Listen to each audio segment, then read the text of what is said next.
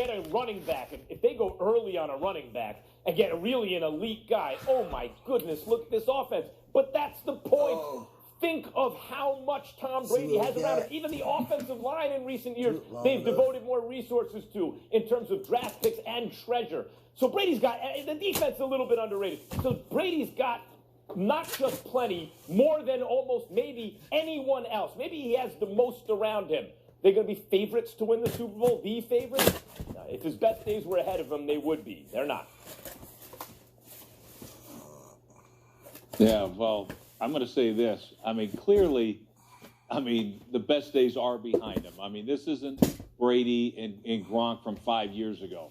It's not close. However, I don't disagree with Stephen A. when he talks about the impact that Gronkowski can have specifically in the red zone.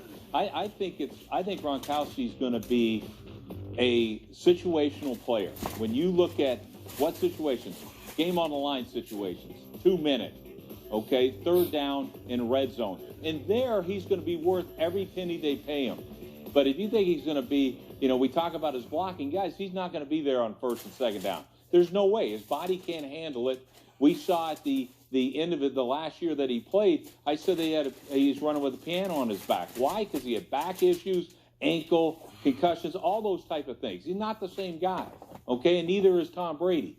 But together with the weapons